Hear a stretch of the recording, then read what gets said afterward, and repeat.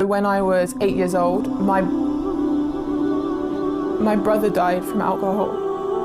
And the reason why it affected me so much is because obviously I was very close to him, he was my brother. But the reason why it affected me so much is because when he died, the doctor said that if he wasn't drunk, he wouldn't have died. He got drunk, he got in a fight. One punch, it took one punch, and he hit the floor, the brain hit the back of his head and he died. As soon as he hit the floor, he was dead, it was instant. But the doctor said if he wasn't drunk, he would have tensed for that punch and he wouldn't have died. That was the reason. So if he hadn't been drinking, he wouldn't have died. अस्सलाम वालेकुम प्यारे नाजरीन, Siraj team में खुश आमदीद। प्यारे नाजरीन, एक ऐसी लड़की जिसने फिल्म इंडस्ट्री में जाने के लिए बहुत सारा मेहनत किया। प्यारे नाजरीन, इस मेहनत के बाद वो फिल्म इंडस्ट्री में गई, फिल्म इंडस्ट्री में बहुत सारा नाम कमाया, बहुत सी फिल्मों में काम किया, वो एक कामयाब अदाकारा बन गई। लेकिन उसे पता ही नहीं चला कि कब उसने फिल्म इंडस्ट्री को अलविदा कह दिया।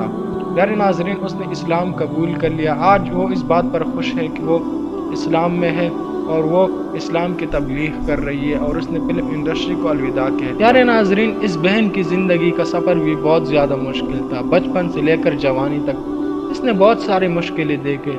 पहले इसने अपने भाई की मौत देखी, उसके बाद इसके बाप ने इसको और इसकी माँ को छोड़ दिया एक लड़की की खातिर। प्यारे नाजरीन, ये लड़के अपनी ज़िंदगी की कहानी खुद सुनाते हैं जिसमें बहुत सारे अहम वाक़यात हैं। ये बहन कहती है कि मैं इंग्लैंड में एक ईसाई ख़ानदान में पैदा हुई, हमारे यहाँ बहुत ज़्यादा गुर्बत थी, मैंने सारी ज़िंदगी बहुत गुर्बत से गुजारी, मेरे बाप ने, मेरे माँ ने, लेकिन इसमें सबसे अहम वाक़या मेरे भाई का था।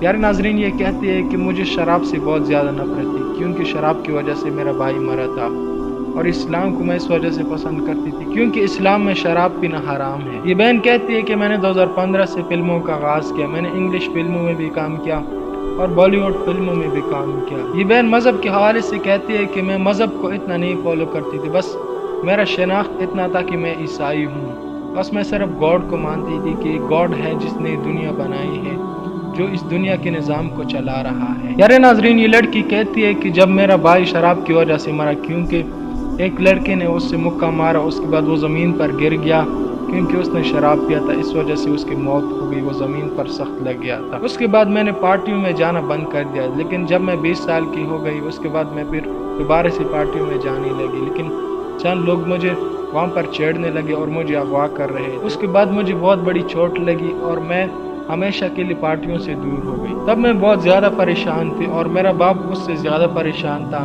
मैं सोच रही थी कि मेरा भाई शराब की वजह से मरा है तो मेरा बाप शराब छोड़ देगा, लेकिन उसने और शराब पीना शुरू कर दिया और आखिरकार किसी लड़की की खातिर हम दोनों को छोड़ दिया, मेरे माँ को छोड़ दिया और मुझे छोड़ दिया। उसके बाद मैं कहीं दूर जाना चाहती थी, अकेले रहना चाहती थी। उसके बाद मैंने सोचा कि मैं तुर्की जाऊंगी। ये बहन कहती है कि मैं तुर्की जाना चाहती थी, लेकिन मेरी नानी माँ मुझे मना कर रही थी कि आप इस्लामी कंट्री नहीं जा सकते, आप किसी भी इस्लामी कंट्री नहीं जा सकते क्योंकि मुसलमान दहशतगर्द है, जिस तरह पूरी दुनिया में फैलाया गया है कि मुसलमान दहशतगर्द है। इस तरह मुझे नानी मामी कहती थी कि तुम किसी भी इस्लामी मुल्क नहीं जाना चाहोगे, लेकिन मैं इन सब परेशानियों से दूर जाना चाहती थी। मैंने तुर्की को चुना और मैं तुर्की गई। यारे नाजरीन, ये लड़की कहती है कि मैंने जब पहली बार अजान सुनी, जब मैं सुल्तान अहमद मस्जिद में थी, तो वह अजान मुझे बहुत ज़्यादा खूबसूरत लगा। उस मंज़र को और उस वक्त मैं बयान नहीं कर सकता क्योंकि उस वक्त जो सुकून मुझे मिला था उस अजान को सुनकर,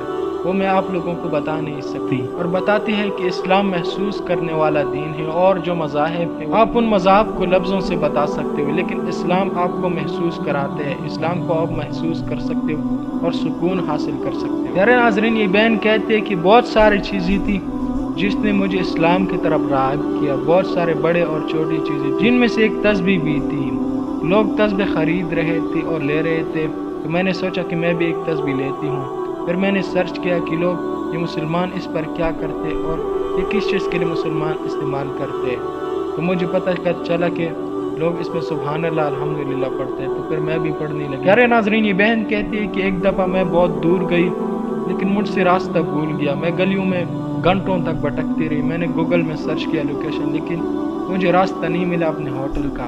फिर उसके बाद मुझे अजान सुनाई दी मस्जिद की तरफ से। जब मुझे अजान सुनाई दी तो मेरा दिल खुश हुआ। उसके बाद मैंने अल्लाह को याद किया और फिर मैं सीधी चलती रही। तो फिर मैं نہ کسی راستے میں بڑھ کے میں سیدھی اپنے ہوٹل تک پہنچی۔ یہ اللہ کی مدد تھی کہ اللہ نے مجھے راستہ دکھایا۔ پیارے ناظرین، اس کے بعد یہ بہن کہتے ہیں کہ میں نے انگلش ٹرانسلیٹ قرآن مجید لیا جو مجھے مسجد میں ملا۔ اس کے بعد میں نے پڑھنا شروع کیا اس قرآن مجید کو۔